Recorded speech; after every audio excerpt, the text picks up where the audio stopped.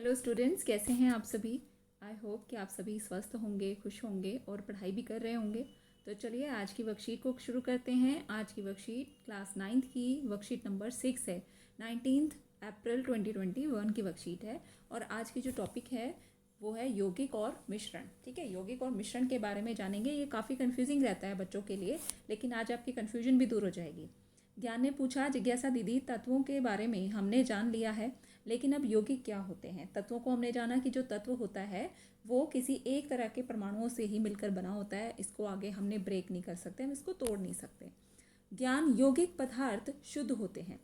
ठीक है, यौगिक जो होते हैं वो शुद्ध पदार्थ होते हैं जिनका निर्माण दो या दो से अधिक तत्वों का रासायनिक संयोजन द्वारा द्रव्यमान के निश्चित अनुपात में होता है। इसको समझेंगे कि जैसे तत्व होते हैं वो एक ही तरह के परमाणुओं से मिलके बने होते हैं, इसी प्रकार यौगिक भी क्या है, वो भी शुद्ध पदार्थ है तत्व की तरह। उसके अंदर जो है अलग अलग तरह के परमाणु होते हैं, दो या दो से ज़्यादा तत्वों के परमाणु होते हैं, लेकिन शुद्ध होता है वो, क्योंकि उसके अंदर सिर्फ ये तत्व ही यूज़ किए गए हैं। और दूसरा, जब उनका संयोजन होता है ना, उनको जब मिलाकर बनाया जाता है रासायनिक संयोजन के द्वारा, तो उसमें जो द्रव्यमान होता है ना अलग अलग तत्वों का, चाहे इसमें 3 तत्व यूज़ किए गए हों या 2 या 4, तो उन सभी का द्रव्यमान हमेशा निश्चित अनुपात में रखा जाएगा। जैसे कि हम बात करते हैं ना, हमेशा ये छोटा सा एग्जाम्पल है, ये बहुत इंपॉर्टेंट भी है और बहुत ईजी भी है, कि जब हम हाइड्रोजन और ऑक्सीजन की बात करते हैं, ये दोनों अलग अलग तत्व हैं, हाइड्रोजन भी और ऑक्सीजन भी, दोनों मिलकर एक H2O बनाते हैं, यानी कि वाटर बनाते हैं। अब इसमें आप हमेशा देखोगे कि हाइड्रोजन के 2 परमाणु लिए जाएंगे, ऑक्सीजन का 1 परमाणु लिया जाएगा। हमेशा ये जो अनुपात है ना इनके द्रव्यमान का, वो सेम रहेगा। ठीक, आगे बढ़ेंगे तो एग्जाम्पल दिया हुआ है जैसे कि नमक, ग्लूकोज, जल इत्यादि। H2O यानी कि जल का निर्माण हाइड्रोजन और ऑक्सीजन के तत्वों के संयोजन से होता है, और हमारे चारों ओर के पदार्थ तत्वों से मिलकर ही बने हुए हैं। तो अलग अलग तत्वों से, आप जो भी अपने आसपास देख रहे हो वो अलग अलग तत्वों से मिलकर बनी हुई हैं वो चीज़ें। लेकिन प्रकृति में ये ज़्यादातर यौगिक और मिश्रण के रूप में मिलते हैं, लेकिन हमेशा कैसा होता है कि जब हम इनको प्रकृति से प्राप्त करते हैं उस टाइम ये या तो मिश्रण के रूप में होती हैं या यौगिकों के रूप में होती हैं। ठीक है, एकदम अलग से नहीं मिल पाती। अब एक क्वेश्चन आता है कि यौगिक और मिश्रण में आपको अंतर बताने हैं। तो यौगिक और मिश्रण की यहाँ अलग अलग तरीके से आपको अलग अलग पार्ट में यहाँ डिफरेंसेस दिए गए हैं, अंतर दिए गए हैं। तो समझते हैं। इनका निर्माण, यौगिकों का निर्माण हमेशा रासायनिक अभिक्रियाओं के द्वारा होता है। ठीक है, यौगिक जो होते हैं उनको बनाने के लिए रासायनिक अभिक्रिया की ज़रूरत पड़ेगी, आपको रिएक्शन करवाने पड़ेंगे। लेकिन मिश्रण में क्या होता है, इनके निर्माण में ना कोई रासायनिक अभिक्रिया सम्मिलित नहीं होती। इसको तो आप नॉर्मली मिक्स करके रख सकते हो, जैसे हमने चावल और चीनी मिक्स करके रख दिए। ये शुद्ध पदार्थ होते हैं मिश्रण। यौगिक तो क्या होते हैं, शुद्ध होते हैं। लेकिन मिश्रण में क्या है कि नहीं भी दो या दो से अधिक पदार्थों को किसी भी अनुपात में मिलाया जा सकता है। ठीक है, जैसे दूध है, उसमें कितने भी अनुपात में पानी मिला सकते हैं, आपको जितना पतला दूध चाहिए या गाढ़ा दूध चाहिए, है ना। अगला पॉइंट देखेंगे तो इनका संगठन क्या होता है, हमेशा सदैव स्थायी रहता है। और इन पदार्थों के जो गुण धर्म हैं, इनके निर्माण में सम्मिलित तत्वों से पूरी तरह से भिन्न होते हैं। अब हम जैसे बात करते हैं कि हाइड्रोजन और ऑक्सीजन को मिला के हम वाटर बनाएंगे, जल बनाएंगे। हाइड्रोजन एक गैस के रूप में होता है, ऑक्सीजन भी एक अलग गैस के रूप में होता है। इन दोनों के गुण धर्म अलग अलग होते हैं, लेकिन जब ये दोनों मिलकर वाटर बनाते हैं ना, जल बनाते हैं, तो इसकी प्रॉपर्टीज़ और अलग हो जाती हैं। ये तो गैस में भी नहीं होता, गैस के रूप में नहीं होता, ये लिक्विड के रूप में होता है, तरल के रूप में होता है। यौगिक हमेशा एक निश्चित ताप पर द्रव या वाष्प में बदल जाते हैं। तो यौगिकों के साथ क्या होता है कि हमेशा कोई ना कोई एक तापमान ऐसा होगा जिस तापमान पर वो द्रव या वाष्प के रूप में बदल जाएंगे। इसके घटकों का केवल रासायनिक प्रतिक्रिया द्वारा ही अलग किया जा सकता है, जैसे कि विद्युत अपघटन। तो अगर हमें यौगिक जिन से मिलकर बने हुए ना, जैसे हाइड्रोजन और ऑक्सीजन से मिलकर बना हुआ है ये यौगिक वाटर, तो इसको अलग करने के लिए हमें रासायनिक प्रतिक्रिया करवानी पड़ती है। रासायनिक प्रतिक्रियाओं की वजह से ही इसको अलग किया जा सकता है, अदरवाइज नहीं। जैसे कि विद्युत अपघटन, ये एक प्रक्रिया है। उदाहरण क्या है, जल, नमक, कॉपर सल्फेट। ठीक है, अब इसमें देखो, जल हमने पढ़ लिया, जल होता है H2O।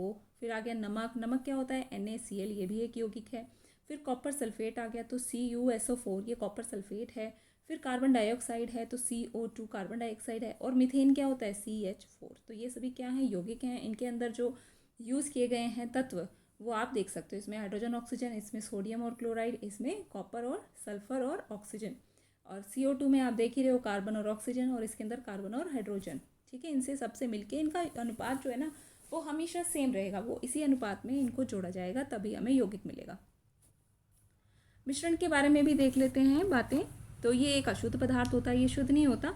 और मिश्रण का संगठन परिवर्तनीय होता है, ये अलग अलग हो सकता है, हमेशा रेशो जो है वो बिल्कुल सेम नहीं रहता।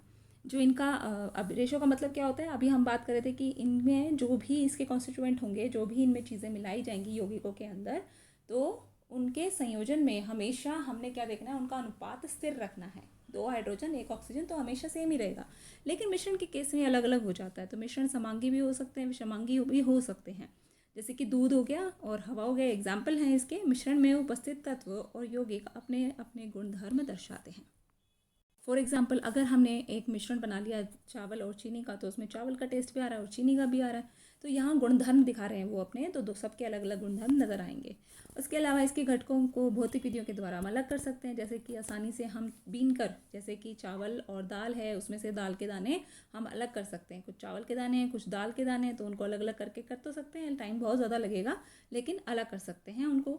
ठीक है, अब आगे बढ़ते हैं प्रश्नों की तरफ। तो यौगिक किन्हें कहते हैं, पहला क्वेश्चन है यौगिक किन्हें कहते हैं, उदाहरण सहित बताइए। क्वेश्चन नंबर 1 का आंसर आप अपनी वर्कशीट से लिख सकते हैं। यहाँ से ये होगा आपका आंसर 1 कि यौगिक ऐसे शुद्ध पदार्थ होते हैं जिनका निर्माण 2 या 2 से अधिक तत्वों का रासायनिक संयोजन करने से हमें प्राप्त होता है और द्रव्यमान हमेशा निश्चित होता है। और एग्जाम्पल भी पूछे गए हैं, उदाहरण क्या क्या है, नमक है, ग्लूकोज है, जल है इत्यादि। ठीक है, तो ये आप यहाँ तक आप लिख सकते हो आंसर नंबर 1। क्वेश्चन नंबर 2 कहता है, देखिए अभी इंपॉर्टेंट क्वेश्चन की बात कर रहे थे ना, यौगिक और मिश्रण में अंतर स्पष्ट करना है। तो ये आपको, ये जो पेजेस आपको दे रखे हैं कितने कलरफुल दिए गए हैं, तो यहाँ से आप यौगिक और मिश्रण इसी प्रकार लिखेंगे, एक तरफ यौगिक एक तरफ मिश्रण, उसको हेडलाइन करेंगे और यहाँ से आप कुछ पॉइंट्स लिख सकते हैं, 3 से 4 पॉइंट्स आप यहाँ से नोट डाउन कर सकते हैं आमने सामने। ठीक है, तो ये हो गया आपका क्वेश्चन नंबर 2। और थर्ड क्वेश्चन कहता है, निम्नलिखित पदार्थों को यौगिक में मिश्रण में वर्गीकृत करना है और इनमें से शुद्ध पदार्थ को छांटकर अलग से भी लिखना है। अगर इसमें कोई यौगिक है इन सब में वो अलग लिखना है, मिश्रण है तो अलग लिखना है, और अगर शुद्ध पदार्थ है तो भी उसको अलग कॉलम बना के लिखना है। तो इसका आंसर देख लेते हैं एक बार, तो हम टिक करते जाएंगे। सबसे पहले हम बात करेंगे कि यौगिक कौन कौन से हैं इनके अंदर। तो मैं पिंक कलर का टिक कर देती हूँ जो भी यौगिक है। तो जल यौगिक है, इसके अलावा चीनी भी यौगिक है, नमक भी यौगिक है, और हम बात करेंगे तो कार्बन डाइऑक्साइड भी एक यौगिक है, और हाइड्रोक्लोरिक अम्ल भी एक यौगिक है। अब मैं कलर चेंज कर देती हूँ अपने कर्सर का और इसको मैं कर देती हूँ ब्लू। ठीक है, अब ब्लू देखिए, ब्लू मैं लगाऊंगी मिश्रण के लिए। तो मिश्रण कौन कौन है इसमें, चीनी का घोल मिश्रण है, वायु भी एक मिश्रण है, दूध एक मिश्रण है, इसके अलावा ईंट भी एक मिश्रण है, और मिट्टी भी। ठीक है, अब शुद्ध पदार्थ की बात कर रहे थे, तो शुद्ध पदार्थ के लिए अभी हम ऊपर बात की कि यौगिक जो होते हैं वो भी शुद्ध पदार्थ होते हैं, तो आप इसके अंदर वो लिख सकते हो।